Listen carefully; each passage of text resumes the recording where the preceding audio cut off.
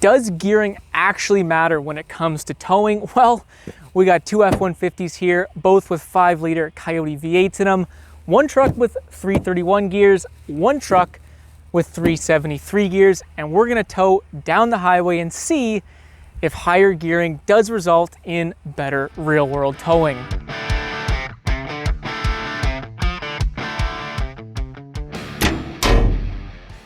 Welcome back to the channel. I'm Alex. We just got finished towing with this truck right here with the 331 gears, comparing it to the EcoBoost. Right now, we're gonna be towing with the 373 gears.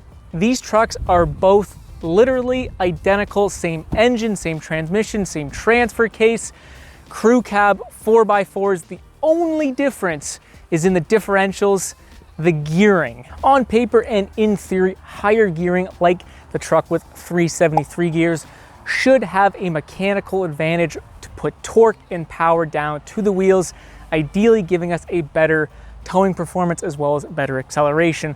This truck right here with 331 gears should technically be at a disadvantage.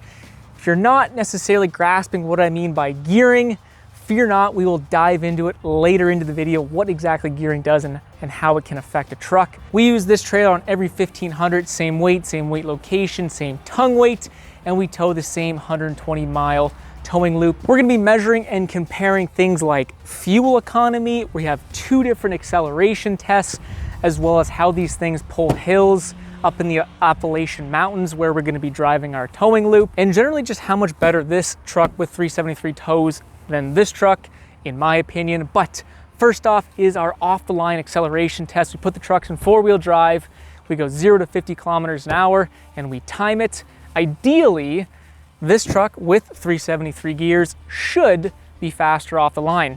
Let's find out. We are in 4-wheel drive. 3, 2, 1, to the floor.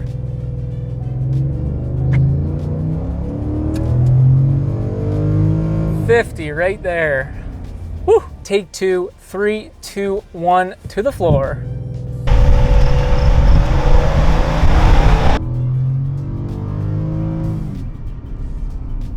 Bang! Certainly feels quick, but I mean, the 5-liter with the 331 also felt pretty quick. So the first thing that's very obvious, and I think is no surprise to anyone, getting the load moving is just much easier, it feels like, with the 373s, where the 331s, it just felt a little sluggish, I think is a good way to put it. And I pointed out that this 5-liter doesn't naturally have really good download torque. In fact, the peak torque is actually at 4,500 RPM, so quite a bit up in the RPM band. And these 373s, I think, are really gonna help this 5-liter get a load moving, and that's exactly what it feels like. All right, as we jump on the highway, it's time for our second acceleration test. 60 kilometers an hour to 120, roughly 70 miles an hour. And 61, 60, to the floor.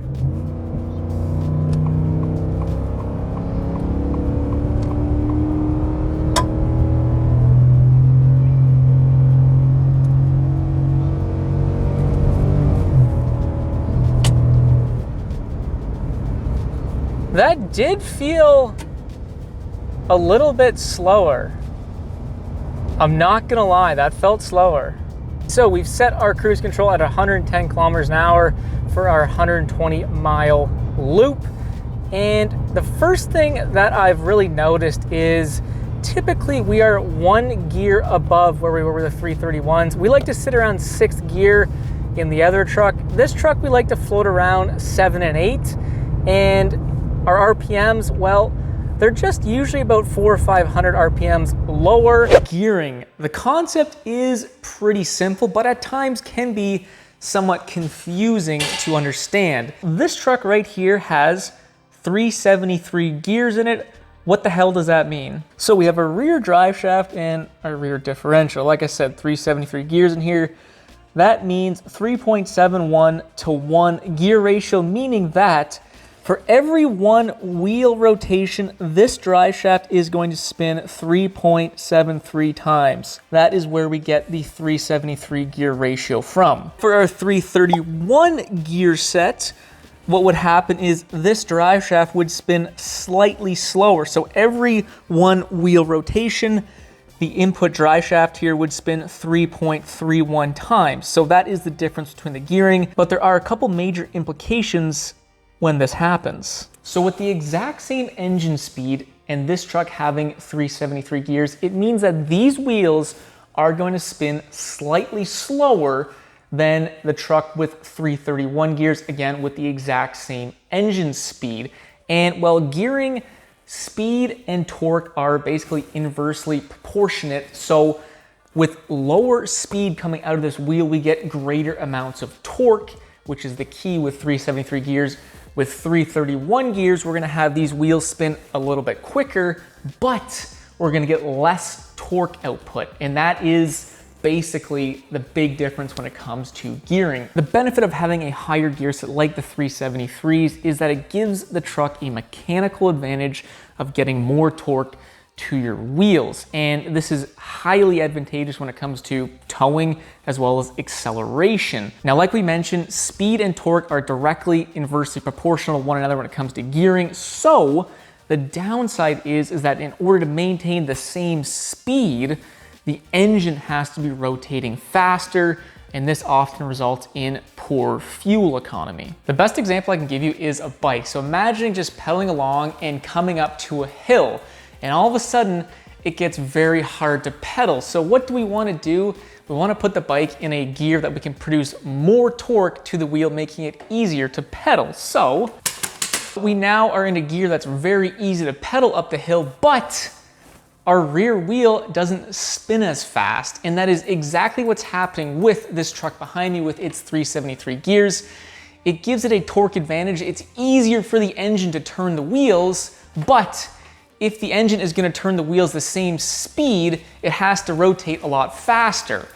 And that is where we get potentially some poor fuel economy. Moral of the story, if you are going to be towing somewhat consistently or want to be towing heavier weight, I would highly recommend getting 373 gears. It's gonna make your life a lot easier. And well, you're just gonna be able to tow more weight legally down the road. All right, here's our first hill. Not that much of a grade, but nice and long. And we are in 6th gear, sitting at roughly 3,200 RPM. And with the 331s, we were in 5th gear, revving at like 3,600 RPM. So this is the difference between gearing right here. It's a really nice example actually, and it just means that the engine doesn't have to work as hard, and it can let the gearing, the mechanical advantage in the gearing, produce more torque to the wheels so the engine doesn't have to downshift. That is the gist of having higher set gears, and it just makes the towing experience a little bit better. Having literally just towed with that truck with 331 gears down this exact same road a couple hours earlier, this truck, it just has a little bit more punch to it. That's the best way I can describe it. You know, we are still revving up and the 5 liters doing its thing. One thing I am noticing, which I didn't notice with our other truck, is our transmission temp is climbing up a little bit. 111 degrees Celsius. That is a little toasty, 112 degrees Celsius. We'll keep an eye on that. Our oil temp it's okay. It's not crazy high, but you know, this towing loop is no joke. It's in the Appalachian Mountains. They're not necessarily mountains per se, but it's constant hills. Either you're going up or you're going down, and it just makes for a pretty tough towing experience. One thing that's a little crazy to me is that fuel economy. That is pretty much as bad or worse than the EcoBoost. I don't know, have you guys ever seen a 5 liter or towed with your 5 liters and got that poor fuel economy? That's pretty bad. All right, we're on the back stretch, got our cruise control set back at 110 kilometers an hour. We're climbing, going through the old Appalachian Mountains, up and down, here we go. We're 6th gear, 3,300 RPM. I think she's gonna downshift. Ooh, right to 4th gear. Holy, skip 3rd, or 5th there, sorry.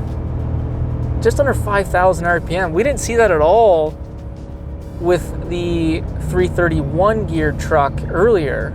Very interesting. I wonder why it skipped a gear. Went right to 4th gear and boom, we got all that power. There's our biggest hill of the towing loop. Predictions, well, our earlier truck, 331 gears, it sat, I believe, in 5th gear at like 3,800 RPM. I think this truck, judging what it's done in the past couple of hills, is gonna downshift to 4th gear, close to 5,000 RPM. We'll see. All right, 6th gear, 3,500 RPM. Losing speed still, losing speed still losing speed. Oh boy, come on Ford, downshift. Bang, right to 4th gear as I predicted. 4,800 RPM. Now it is very interesting because, as we've talked about throughout this video, in theory, this engine should have to downshift less because it has a greater mechanical advantage in the driveline. But as we've seen in the last couple hills, this truck has actually downshift more than our previous truck with the 331 gearing. So that is interesting. Going up a hill, we're in 6th gear, I don't know. Well, apparently we're supposed to rest, shut up. 3,500 RPM. When we towed with the last truck, 331 gears, instead of being in 6th gear, we were in 5th gear, but we were kind of floating around the same RPM range, 3,500 RPM. So it is interesting that both trucks like to hang around 3,500 RPM. With that being said, at the same RPMs, it does still feel like this truck just has more oomph behind it. This truck with the 373 does have some better acceleration. One thing it does not have is better fuel economy. We were sitting at 39.0 liters per 100 kilometers. Absolute trash. It's a tough number to see right there. Final hill. I'm curious to see if this truck will downshift once again to 4th gear like it did on our Meduktuk hill.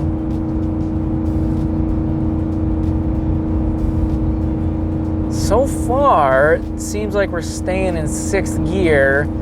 Our 331 truck previously was in 5th gear. So we are staying in 6th gear. I have a sneaky suspicion.